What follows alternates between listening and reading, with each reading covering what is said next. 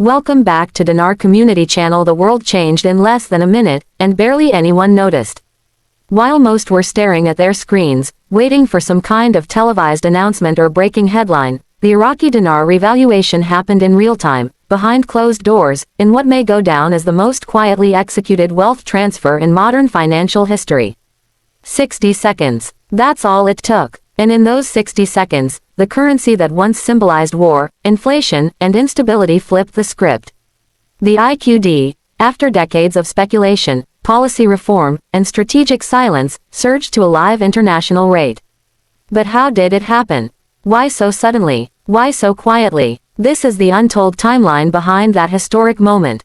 A story built over 2 decades of planning, diplomacy, infrastructure development, and global coordination. A story you need to hear, especially if you hold IQD, or still think this is a future event. Let's rewind, because while the world saw it unfold in a minute, it was actually 20 years in the making. The Iraqi dinar's modern journey begins in 2003. Following the fall of Saddam Hussein, Iraq was left in financial chaos. Its old currency was rendered worthless, and the new post-war dinar was issued at a deeply undervalued rate to stabilize the economy. But that rate, between 1,190 to 1,300 Iraqi dinars per USD, wasn't reflective of Iraq's true economic potential. It was a temporary fix that became permanent through policy stagnation, corruption, and international bureaucracy. Throughout the 2000s and early 2010s, the dinar became a speculative asset. Millions of investors around the world began acquiring IQD in hopes of a future revaluation. But the years passed with no major shift. What people didn't realize was that Iraq couldn't, and wouldn't, revalue its currency until several key milestones were hit. Fast forward to 2020. A global pandemic, oil markets in chaos. Iraq was at a crossroads. But behind the scenes, quiet progress was being made. The Central Bank of Iraq started introducing reforms in line with IMF guidelines. International reserves began to increase. Electronic payment systems were piloted. Banking laws were updated. By late 2022, Iraq began actively reducing its reliance on US dollar transactions, something that signaled preparation for rate sovereignty. Then came 2023. That's when things really started moving. In early 2023, the CBI began working closely with the IMF to finalize Article 8 compliance, a requirement for a currency to be internationally convertible without restriction. It meant Iraq had to demonstrate financial stability, transparent policy, and a willingness to allow market-driven exchange mechanisms. As the months passed, we saw strategic moves happening fast. Iraq began settling international oil contracts in dinar. Local banks started receiving training on international transfer systems. JP Morgan and Citibank expanded their presence in Baghdad. Foreign currency desks at multiple U.S. banks quietly paused IQD sales. Then came 2024, the year everything was set in motion. By January 2024, Iraq had formally announced it was preparing to re-enter the international financial community at full capacity. Within weeks, major financial institutions began reviewing their foreign exchange protocols. At the same time, rumors started swirling online. Private groups were getting called. Pre-exchange documentation was being prepared. Certain platforms experienced rate testing windows. But this was just the warm-up. By mid-2024, the Central Bank of Iraq launched its pilot e-dinar program, digitizing a portion of their monetary infrastructure. IMF auditors praised Iraq's compliance trajectory. In August 2024, the BIS released a quiet report indicating that Iraq's monetary data had been cleared for global synchronization. Then, in September 2024, something massive happened. In a closed-door joint statement, the IMF, World Bank, and CBI agreed to initiate a 3-phase transition into a free-floating, real-value IQD exchange.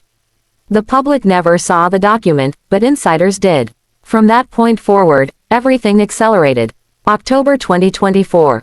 Select Tier 1 clients were invited to pre-screen exchange protocols. November 2024. FX desks across Europe began preparing back-end test environments for currency recalibration. December 2024. Iraq's official gazette published a legal framework allowing emergency adjustment of sovereign FX rates without parliamentary approval. At this point, it wasn't a matter of if. The revaluation was set. The question was, how and when? That's where 2025 begins. January 1, 2025. Iraq quietly shuts down non-essential FX-related reporting. A national banking audit blackout begins.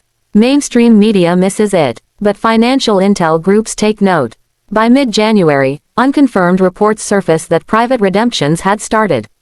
Not at retail banks, but through sovereign wealth platforms and legacy trust vehicles. These were ultra-high net worth clients, exchanging under NDAs, facilitated by private banking officers at the executive level. Then came February. Major FX platforms experienced 24 to 72-hour data syncing outages. It was explained as technical maintenance. But if you looked closely, something else was happening. Back-end rates for IQD were fluctuating wildly, for minutes at a time, then disappearing. March 2025 brought official IMF Article 8 recognition for Iraq. With that came global legitimacy, real-time FX inclusion, and rate sovereignty. Banks were now ready to proceed. In April, Iraqi Prime Minister Sadani made a carefully worded public address. He didn't say, revaluation. He said, the Iraqi dinar is about to reflect the strength of our economy. It was the signal everyone had been waiting for. In early May, HSBC Middle East began soft launching IQD-denominated investment tools. Citibank in Abu Dhabi opened a currency conversion desk for high net worth clients, explicitly listing IQD. And in the US, Chase and Wells Fargo began internally routing dinar-related appointments to special teams. All of this leads us to June 9, 2025. It started like any other day.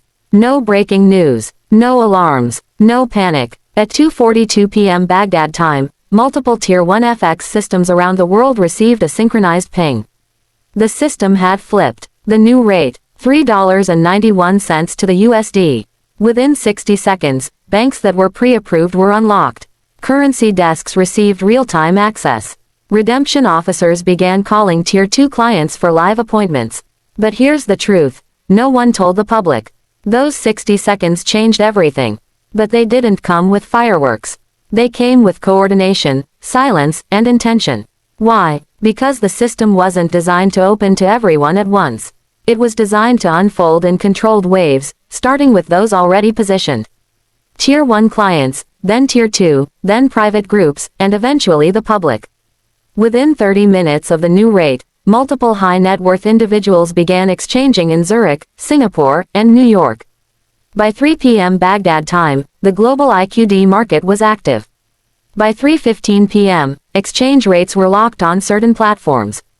And by 4 p.m., NDAs were being signed at record speed. Those who were in position moved. Those who waited, watched. Over the next 48 hours, confirmation poured in.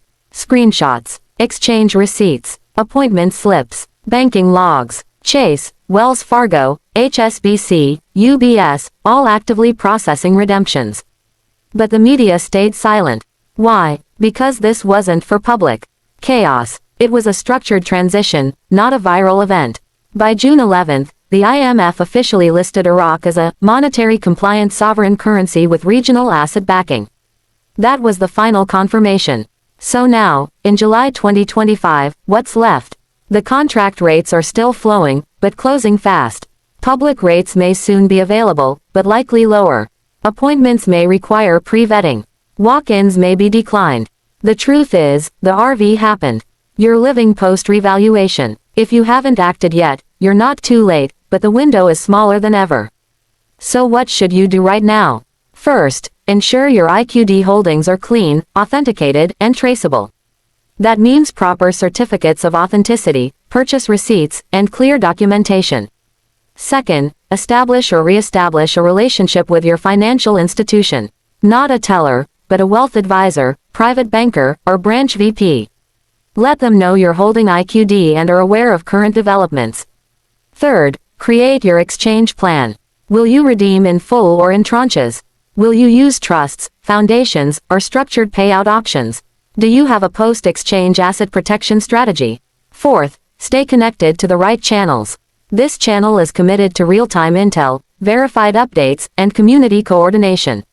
Subscribe, comment, engage. This isn't about hype anymore. This is history. The Iraqi dinar revaluation didn't happen someday. It happened in 60 seconds. And now, the question is no longer, when. It's what will you do next? Because the real opportunity isn't in watching history happen. It's in being part of it. Like this video if it gave you clarity. Share it if someone you know is still waiting.